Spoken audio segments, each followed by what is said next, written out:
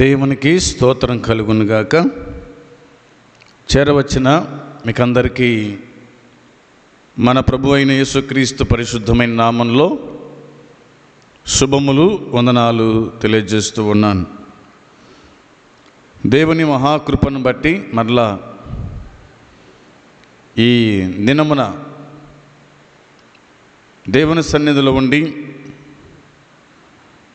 ప్రభువును జ్ఞాపకం చేసుకుంటూ మన అనుదిన ప్రార్థనలో ముందు కొనసాగడానికి దేవుడిచ్చిన సమయాన్ని బట్టి దేవుణ్ణి ఎంతగానో స్తుతులు చెల్లిస్తూ ఉన్నాను. సోదరులారా, ఈ దినమున లూకాసు వార్త 1వ అధ్యాయం 13వ వచనాన్ని మనము ధ్యానం చేసుకుందాం. లూకాసు వార్త 1వ అధ్యాయము 13వ వచనాన్ని మనం చదువుదాం. అప్పుడు దూత అతనితో, జకరియా, భయపడకుము, నీ ప్రార్థన వినబడినది. నీ భార్య అయిన ఎలిజబెత్ నీకు కుమారుని కనును. అతనికి యోహాను అను పేరు పెట్టుదువు. చిన్న మాట ప్రార్థన చేసుకుందాం. ప్రేమ నమ్మకము కలిగిన పరలోకమందున్న మా తండ్రి, మీ పరిశుద్ధమైన పాదములకు స్తోత్రం, స్తుతులు చెల్లించుకుంటున్నాము. దేవా, ఈ దినమున చదవబడిన లేఖన భాగమును దీవించండి, ఆశీర్వదించండి. జకరియా, నీ ప్రార్థన వినబడినది అని మీరు చెప్పారు. ప్రార్థన వినే దేవుడవు, ప్రార్థనకు జవాబు ఇచ్చే దేవుడవు. మీరే ఈ మాటలు వివరించి మాకు వినిపింపజేయమని, మేము విని నీ సన్నిధిలో మరి ఎక్కువగా ప్రార్థన చేయుటకు కృపానుగ్రహించమని యేసుక్రీస్తు పరిశుద్ధమైన నామంలోనే ప్రార్థన చేస్తూ ఉన్నాము తండ్రి, ఆమేన్.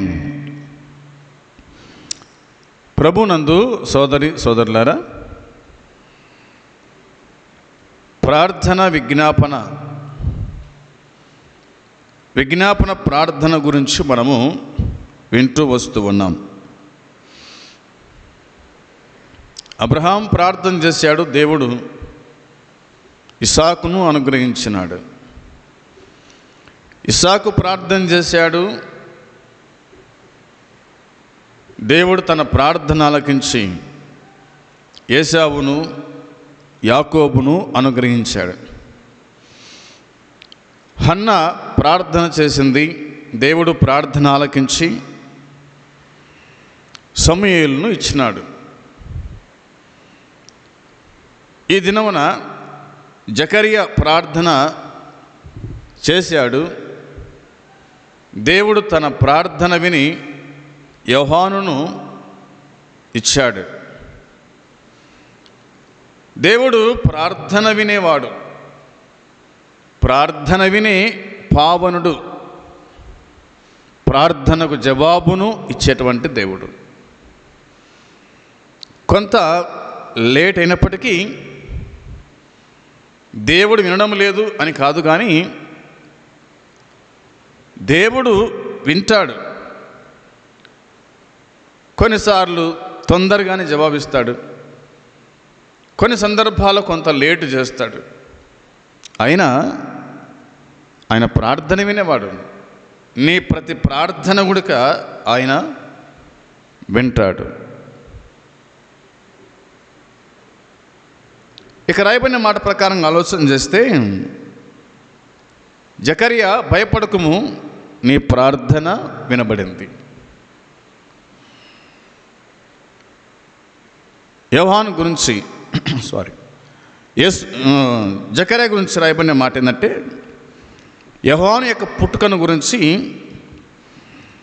ప్రవచనము మనకు 5 నుంచి మనకు కనిపిస్తుంది. మనము 5వ వచనం నుంచి కొంత ఆలోచన చేసుకుంటూ వస్తాం. 5వ వచనం చదువుకుందాం. లూకా సువార్త 1వ అధ్యాయము 5వ వచనం చదువుదాం. యూదయ దేశపు రాజైన హేరోదు దినములలో అబియా తరగతులనున్న జకరియా అను ఒక యాజకుడు ఉండెను. అతని భార్య అహరోను కుమార్తెలలో ఒకతే. ఆమె పేరు ఎలిజబెతు. ఈ 5వ వచనంలో రాయబడిన మాట మనము చదువుకున్నాం. యూదయ దేశపు రాజైన హేరోదు దినములలో అనే మాట ఉంది. హేరోదు గురించి మనకు మత్తయి సువార్త 2వ అధ్యాయము 1వ వచనం కనిపిస్తుంది. మత్తయి సువార్త 2వ అధ్యాయము 1వ వచనాన్ని మనము చదివినప్పుడు 1వ వచనం చదివినప్పుడు అందులో కనిపించే మాట చూడండి ఒకసారి. ఎట్లా? రాజైన హేరోదు దినముల యందు యూదయ దేశపు బెత్లెహేములో యేసు పుట్టిన పిమ్మట ఇదిగో తూర్పు దేశపు జ్ఞానులు యెరూషలేమునకు వచ్చి అనే పదము కనిపిస్తుంది. రాజైన హేరోదు దినముల యందు అనే మాట మనకు కనిపిస్తుంది.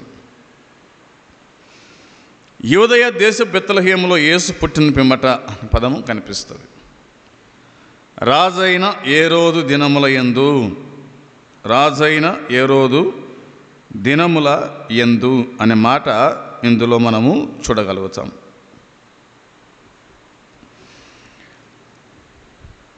అదే మాట మనము చూసాం లూకా సువార్త 1వ అధ్యాయం 5వ వచనంలో. దీనికి లూకా సువార్తకు మత్తయి సువార్తకు దాదాపుగా 1000 సంవత్సరములకు ముందు ఇశ్రాయేల్ రాజు దావీదు యాజకులందరినీ 24 శాఖలుగా అతడు విభజించినాడు. ఆనాటి దినాల్లో యాజకులు ఎక్కువ కావడం వల్ల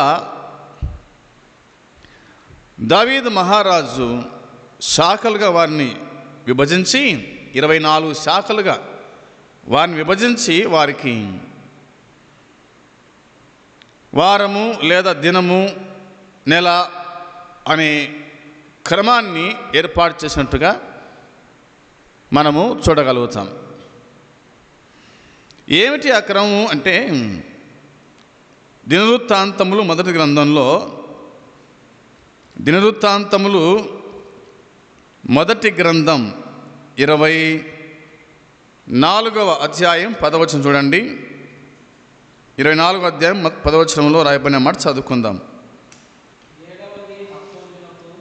7వది అపోజునకు, 8వది అబియాకు, 9వది యేషువాకు,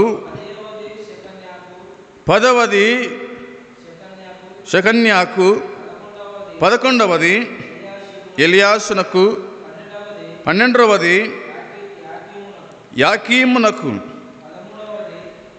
చాలండి. ఇట్లా దాదాపుగా మరి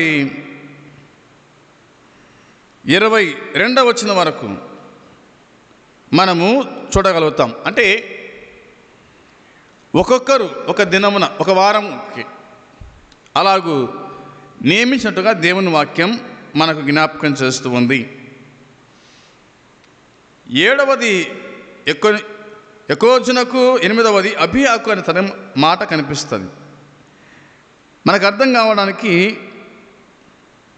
జ్ఞాపకం చేసుకున్నప్పుడు 7వ వచనంలో మొదటివాడు గురించి రాయబడింది.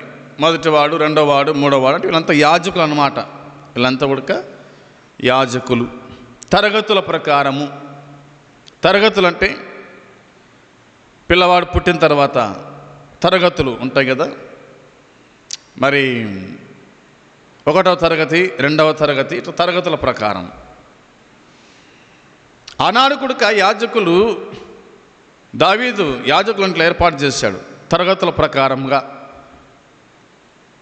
ఈ దినమున ఇదో పలాని వాళ్ళు, ఈ దినమున ఇదిగో పలాని కుటుంబీకులు, వాళ్ళు యాజక పని చేయాలి దేవుని మందిరంలో అనేటువంటి చట్టాన్ని దావీదు రాజు తీసుకొని వచ్చాడు. అందుకే ఈ లూకాసు వార్త 1వ అధ్యాయం 5వ వచనంలో రాయబడిన మాట ప్రకారంగా అబియా తరగతులు ఉన్న జకరియా అనే మాట కనిపిస్తుంది. అబియా తరగతులు ఉన్న జకరియా అని ఒక యాజకుడు నేను, అతని భార్య అహరోను కుమార్తెల్లో ఒకతే. ఆమె పేరు ఎలిజబెతు అనే మాట మనకు కనిపిస్తూ ఉంది. మరి వీటిలో ఒక శాఖకు చెందినటువంటి వాడు అబియా. అబియా అధిపతిగా ఉండేవాడు. ఇశ్రాయేలు మొదటి యాజకుడు ఎవరంటే అహరోను. ఇశ్రాయేలు మొదటి యాజకుడు అహరోను. అహరోను తర్వాత ఇంకా తన కుమారుల తర్వాత వారి కుమారులు తర్వాత వారి కుమారులు, ఇట్లా క్రమముగా యాజకత్వం అనేటువంటిది జరిగింది అనే మాట కనిపిస్తుంది. వారిలో ఒకడు అబియా అనే మాట మనం చూస్తాం.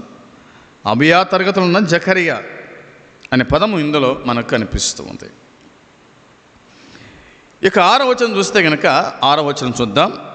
యోహాను లూకాసు వార్త 1వ అధ్యాయం 6వ వచనంలో, వీరిద్దరూ ప్రభు యొక్క సకలమైన ఆజ్ఞల చొప్పునను న్యాయవిధుల చొప్పునను నిరపరాధులుగా నడుచుకొనుచు దేవుని దృష్టికి నీతిమంతులై ఉండిరి అని కనిపిస్తూ ఉంది. వీరిద్దరు అంటే ఎవరు? జకరియా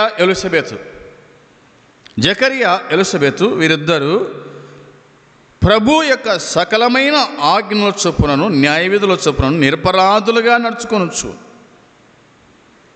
నిందలేని వారుగా ఉన్నారు. నిరపరాధులు జకరియా ఎలిజబెతు వీరిద్దరు కూడా ప్రభు యొక్క సకలమైన ఆజ్ఞల చొప్పున న్యాయవిధుల చొప్పున అన్నీ వీళ్ళు నెరవేర్చుకుంటూ వస్తున్నారు.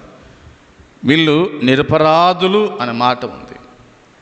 నిరపరాధులు అనగా ఏ పాపము లేని వాళ్ళు, అంటే ప్రతిదీ కూడా వాళ్ళు క్రమం తప్పకుండా జరిగించుచూ వచ్చినారన్నమాట మనకు కనిపిస్తుంది. నిందకు చోటియకుండా యథార్థంగా నమ్మకంగా ఉన్నారు.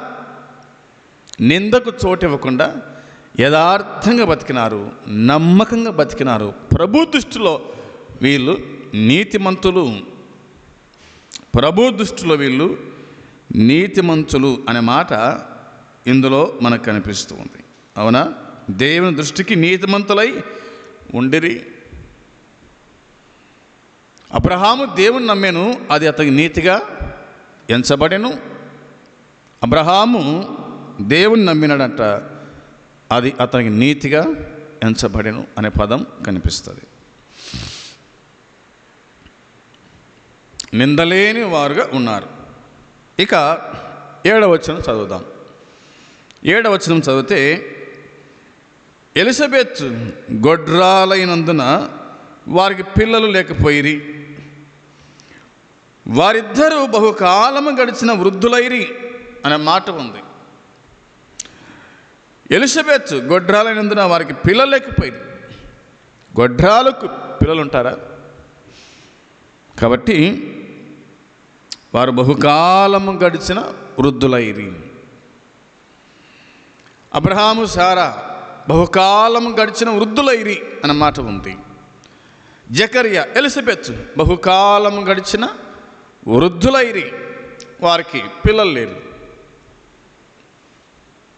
ఎలిజబెత్ గొడ్రాలు.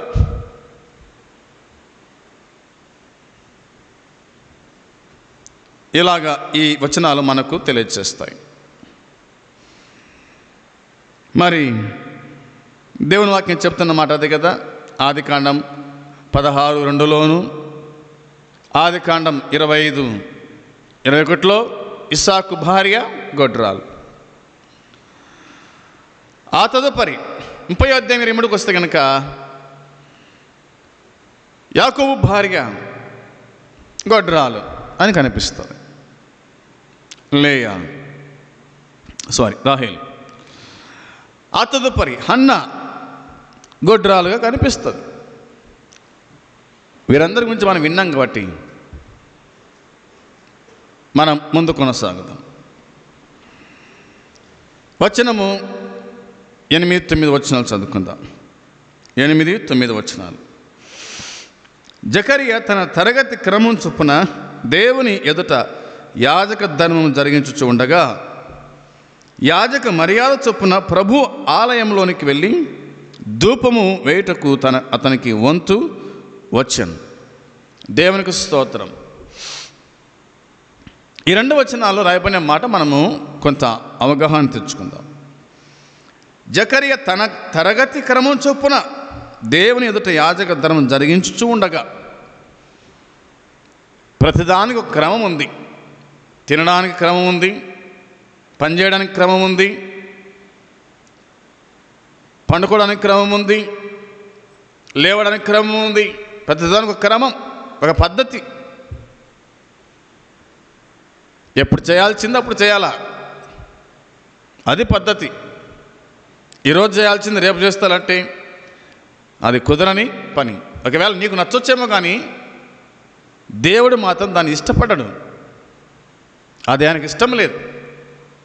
ఏ నాటి పని ఆనాడే చేయాలి, ఏ నాటి కూలి ఆనాడే ఇవ్వాలి, అంతే. అది ఆయన పద్ధతి. మన పద్ధతి ఏంటంటే కొంచెం చేద్దాంలే, రేపు చేద్దాంలే, ఎల్లుండి చేద్దాంలే అని మనం వాయిదాలు వచ్చాం. కానీ అది కాదు. తరగతి క్రమం చొప్పున అనే మాట ఉంది. దేవుని ఎదుట యాజక ధర్మం జరిగించు ఉండగా క్రమాన్ని మనం పాటించకపోతే అది అక్రమం అవుతుంది, అంతే కదా. క్రమము అక్రమం అవుతుంది, అంతే. పాటించకపోతే, పాటిస్తే అది క్రమం అవుతుంది. ఇక 9వ వచనంలో యాజక మర్యాద చొప్పున ప్రభు ఆలయంలోనికి వెళ్ళి ధూపం వేయుటకు అతనికి వంతు వచ్చాను. ధూపము అనగా ప్రార్థన చేయడానికి ఈనాడు దేవుని దాసు లాగా ఏర్పాటు చేసుకున్నారు. 24 గంటలు ప్రార్థన చేయాలా అనేది. దాదాపుగా 24 మంది, గంటకు ఒకరు, ఒక గంటకు ఒకరు గంట సేపు ప్రార్థన చేస్తే మరొకరు 1 గంట సేపు ప్రార్థన, మరొకరికి మరొక గంట సేపు ప్రార్థన. అంటే వారి క్రమం, వారి టైం. అలాగూ చేయడం మంచిదే దేవునికి. ఎందుకంటే గ్యాప్ లేకుండా గొలుసు ప్రార్థన లెక్క, గొలుసుకు లింకులు ఉంటాయి కదా, ఆ విధంగా లింకు విడిపోకుండా ప్రార్థన చేయటం. ధూపం వేయడానికి అతనికి వంతు వచ్చాను అనే మాట ఉంది. ప్రార్థన చేయడానికి తనకు వంతు వచ్చింది. తన టయాన్ని తాను, తన క్రమాన్ని తాను జరిగించినాడు జకరియా అనేది మనం గుర్తుంచుకోవాల్సిన విషయాలు. మరో విషయం చెప్తా ఇక్కడ. యాజకులందరూ ఎప్పుడు ఆయన సేవలోనే నిమగ్నమై లేరు. యాజకులందరూ ఎప్పుడు ఆయన సేవలోనే నిమగ్నమై లేరు. కొంతకాలం తమ ఇళ్ళలో ఉండి తమ సొంత పనులు చూసుకునేవాళ్ళు. ఇక్కడ ధూపము అనే మాట కనిపిస్తుంది కాబట్టి కొంచెం ఒక మాటని జ్ఞాపకం చేస్తూ చూడండి. ధూపము అంటే ఏమిటో నిర్గమాకాండం 30వ అధ్యాయము 1వ వచనం చదువుకుందాం. నిర్గమాకాండం 30వ అధ్యాయము 1వ వచనాన్ని చూద్దాం. 1వ వచనం. మరియు ధూపము వేయుటకు నువ్వు ఒక వేదికను చేయవలెను, తుమ్మకరతో దాన్ని చేయవలెను అనే మాట ఉంది. ఆ తదుపరి 34 నుండి చదువుదాం. 34, 35, 36 వచనాలు ఇలాగుంది. ఇందులో 34 నుండి, మరియు యెహోవా మోషేతో ఇట్లనెను, నీవు పరిమళ ద్రవ్యములను అనగా జటామాంసి, గోపి చందనము, గంధపు చెక్క అను ఈ పరిమళ ద్రవ్యములను స్వచ్ఛమైన సాంబ్రాణిని సమభాగములుగా తీసుకొని వాటితో ధూప ద్రవ్యమును వేయవలెను. అది సుగంధ ద్రవ్యమేలికను పని చొప్పున కలపబడి ఉప్పు గలదియు స్వచ్ఛమైనదియు పరిశుద్ధమైనదియునైన సుగంధ ధూప సంభారము దానిలో కొంచెము పొడి చేసి నేను నిన్ను కలుసుకొను ప్రత్యక్షపు గుడారములోని సాక్ష్యపు మందసం ఎదుట దాన్ని ఉంచవలెను. అది మీకు అతి పరిశుద్ధంగా ఉండవలెను అనే మాట ఇందులో కనిపిస్తూ ఉంది. వినండి, ఇక్కడ రాయబడిన మాట అంటే ప్రభు ఇట్లా అంటున్నాడు. ఏమనడుతానంటే ప్రత్యక్షపు గుడారములోని సాక్ష్యపు మందసము ఎదుట దాన్ని ఉంచవలెను అని అన్నాడు. ఇంకేమన్నాడంటే దానిలో కొంచెము పొడి చేసి నేను నిన్ను కలుసుకొను ప్రత్యక్షపు గుడారంలో అన్నాడు. నేను నిన్ను కలుసుకుంటాను. దేవుడు యాజకునితో కలిసి ఉంటాడు. యాజకుడు ధూపం వేస్తూ ఉంటే దేవుడు తనను కలుసుకుంటాడు. దేవుడే ఆయన దిగి వస్తాడు అనే పదం ఇందులో కనిపిస్తుంది. కాబట్టి మనం ధూపం వేయాలి. అది ఎలాగుండాలో వాక్యం చెబుతుంది. మోసతో ఇట్లా అన్నాడు యెహోవా, నీవు పరిమళ ద్రవ్యములను అనగా జటామాంసి, గోపిచందనము, సుగంధపు చెక్క అను ఈ పరిమళ ద్రవ్యములను స్వచ్ఛమైన సాంబ్రాణి సమభాగములుగా తీసుకోవాలి అన్నాడు. సమభాగములుగా తీసుకోవాలి. దేవునికి అర్పించే ప్రతి విషయం కూడా సమభాగములుగా ఉండాలన్నాడు. కాబట్టి నేను నిన్ను కలుసుకోవాలంటే నువ్వు నా దగ్గరికి రావాలా, అంతే. ప్రభు మనతో ఉంటాడన్న సంగతి ఎప్పటికీ మర్చిపోకూడదు. నువ్వు ప్రార్థన చేయడానికి మోకరించినావా, నీ కాడ ఉంటాడు ప్రభు నీ ప్రార్థన వినడానికి. కాబట్టి ప్రార్థన వినే దేవుడు మన కాడ ఉన్నప్పుడు ఎందుకు గట్టిగా మొత్తుకోవాలి, ఎందుకు గట్టిగా చేయాలి? అవునా? ధూపము అనే సంగతి ఇందులో మనకు కనిపిస్తుంది. రండి చూద్దాం. లూకాసు వార్తకు వచ్చేద్దాం. 1వ అధ్యాయము 10వ వచనం చదువుకుందాం. 1వ అధ్యాయము 10వ వచనంలో ధూప సమయమందు ప్రజల సమూహమంతయు వెలుపల ప్రార్థన చేయుచుండగా జకరియా దేవుని ఆలయంలోకి వెళ్ళాడు. అతడు ధూపం వేస్తూ ఉన్నాడు. బయట ఏముందంటే చూడండి, ధూప సమయమందు ప్రజల సమూహమంతయు వెలుపల ప్రార్థన చేస్తూ ఉన్నారు. యాజకుడైన జకరియా లోపల ధూపం వేస్తూ ఉంటే ఇజ్రాయేల్ ప్రజలు వాళ్ళు బయట ప్రార్థన చేస్తూ ఉన్నారు.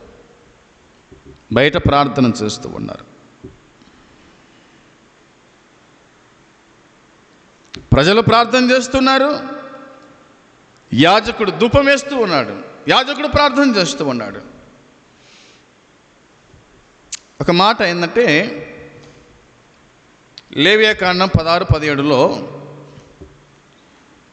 లేవియాకాండం 16వ అధ్యాయము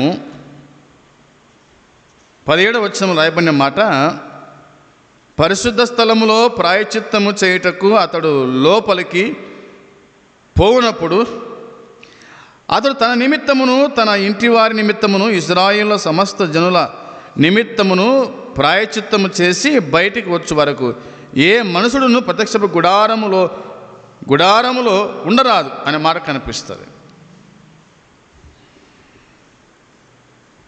పరిశుద్ధ స్థలములో ప్రాయశ్చిత్తము చేయడానికి అతను లోపలికి పోనప్పుడు ఎవరు? యాజకుడు. పరిశుద్ధ స్థలములో ప్రవేశిస్తాడు యాజకుడు. పరిశుద్ధ స్థలము, అతి పరిశుద్ధ స్థలము అని 2 పదాలు ఉన్నాయి. బయట ఆవరణం ఉంది. ఆవరణములో బలిపీఠము, గంగాళం ఉంటుంది. అవి 2 దాటుకొచ్చిన తర్వాత పరిశుద్ధ స్థలం, అతి పరిశుద్ధ స్థలం. అయితే యాజకుడు పరిశుద్ధ స్థలంలో ప్రవేశించడానికి ముందుగా తాను ప్రాయశ్చిత్తం చేయాలి. ఈ వచ్చిన భాగంలో పరిశుద్ధ స్థలములో ప్రాయశ్చిత్తము చేయుటకు అతడు లోపలికి వచ్చినప్పుడు అతడు తన నిమిత్తము తన ఇంటి వారి నిమిత్తము ఇజ్రాయేలు సమస్త సమాజము నిమిత్తము ప్రాయశ్చిత్తము చేసి బయటికి వచ్చే వరకు ఏ మనుషుడు కూడా ప్రత్యక్షపు గుడారములో ఉండరాదు. ఏ మనుషుడు ఉండకూడదు అక్కడ. యాజకుడు బయటకు వచ్చేంత వరకు అనే పదం అందులో మనము చూడగలుగుతున్నాం. కాబట్టి ధూప సమయమందు ప్రజల సమూహమంతయు వెలుపల ప్రార్థన చేస్తున్నాడు. యాజకుడేమో లోపలికి పరిశుద్ధ స్థలంలో ప్రవేశించి తాను ప్రార్థన చేస్తూ ఉన్నాడు. ఇక వచనం 11 చదువుకుందాం. ప్రభు దూత ధూపవేదిక కుడివైపున నిలిచి అతనికి కనబడగా అనే పదం ఉంది. ప్రభువు దూత ధూపవేదిక కుడివైపున నిలిచి అతనికి కనబడ్డాడు. కుడివైపున నిలిచి కనిపించినాడు. ప్రభువు దూత అనే మాట ఉంది. ఆదికాండం 16:7 ఉడక ప్రభువు దూత అబ్రహాము కనిపించి అన్నమాట కనిపిస్తుంది. సోదరులారా, ప్రభువు దూత ప్రత్యక్షం కావడం, ప్రభువు దూత కుడివైపున నిలబడడం, కుడి ఎడమ, కుడి బలమైంది కాబట్టి ప్రభువు దూత కుడివైపున ఉంటాడు. దేవుడు కుడివైపున ఉంటాడు. వచనం 12లో రాయబడిన మాట అక్కడ చదువుదాం. జకరియా అతని చూచి తొందరపడి భయపడిన వాడాయను. జకరియా అతని చూసి తొందరపడ్డాడు, భయపడినాడు. తొందరపడి భయపడిన వాడాయను అనే మాట ఇందులో మనకు కనిపిస్తూ ఉంది. యేసుప్రభు పుట్టిన తర్వాత గొల్లలు మరి ఊరు బయట ఉన్నప్పుడు ప్రభువుతో ప్రత్యక్షమైనప్పుడు వాళ్ళు మిక్కిలి భయపడి అనే మాట కనిపిస్తుంది. భయపడటం సహజమే కదా. సడన్గా కనిపిస్తే కనుక కదా ఎవరైనా భయపడాల్సి తప్పదు. అందులో మందిరములో జకరియా ప్రార్థించుటే దేవుడు కనిపించినాడు. గొర్రెల కాపరులకు దేవుడు కనిపించినాడు. చెప్పకపోతే చాలా మందికి దేవదూత కనిపించినాడు. న్యాయపతుల గ్రంథంలో మరి మనోహ భార్యకు దేవదూత కనిపించినాడు. గిద్దోనుకు దేవదూత కనిపించినాడు. దేవుని దాసులకు, దేవుని పిల్లలకు ఆయన దూత కనిపిస్తాడు. ఆయన కనిపిస్తాడు అన్నమాట బైబిల్లో మనం చూడగలుగుతాం. అయితే జకరియా తొందరపడి భయపడిన వాడాయను. వచనం 13 వచనంలో రాయబడిన మాట, అప్పుడు ఆ దూత అతనితో, జకరియా భయపడకుము. ప్రభు దూత అతనితో, జకరియా భయపడకుము అనే పదం కనిపిస్తుంది. దేవుడు కూడా నిన్ను మనల్ని చూసి భయపడాకు అంటాడు. ప్రతిరోజు కూడా సంవత్సరానికి ఎన్ని దినాలు ఉన్నాయో అన్ని దినాలు ప్రతిరోజు కూడా నీ పక్కన నిలిచి, నా కుమారుడా భయపడాకు, నేనుండా నీతో అంటాడు ప్రభు. దేవుడు మనతో ఉండి మనకు ధైర్యాన్ని ఇచ్చేవాడు. లోకంలో ఎన్ని భయాలు మనకు కనిపించినప్పటికీ, ఎంతమంది మనం భయపించినప్పటికీ దేవుడున్నాడు మన పక్షాన. ఆయన నీ వెన్ను తట్టి చేయి పట్టి నడిపించేటువంటి వాడు. దేవునికి స్తోత్రం. నీ చేయి పట్టుకొని నీ వెన్ను తట్టి ఆయన తన అడుగుల్లో ఆయన నడిపిస్తారు. ఫలాంచాట ఫలాందుంది, ఫలాంచాట ఫలాందుంది, జాగ్రత్త అని చెప్తుంటారు. కానీ దేవుడు మనతో ఉన్నంతకాలం మనం దేనికి భయపడకూడదు, దేనికి భయపడకూడదు. లోకములు ఎన్నో శ్రమలు, ఎన్నో ఇబ్బందులు, కష్టాలు, నష్టాలు మన మీదకి వచ్చి పడినప్పుడు కూడా మనం భయపడాల్సిన అవసరం లేదు. ఒక దైవ సేవకురాలు ఇట్లా అనిందంట, నువ్వు దేనికి భయపడవంటే నేను దేనికి భయపడను అన్నట. సింహానికి భయపడను, ఎలుగుబంటికి భయపడను, తేలుకు భయపడను, పాముకు భయపడను. నువ్వు ఎవరికి భయపడతావంటే నేను భయపడేది దేవునికే, నేను భయపడేది దేవునికే, దేవునికి తప్ప దేనికి భయపడను అన్నాడంట. వాస్తవమే కదా. మనం భయపడాల్సింది మనుషులకు కాదు, జంతువులకు కాదు. మనం భయపడాల్సింది దేవునికి, దేవునికి భయపడాలి. భయపడకుము అన్నాడు జకర్యా, భయపడకు,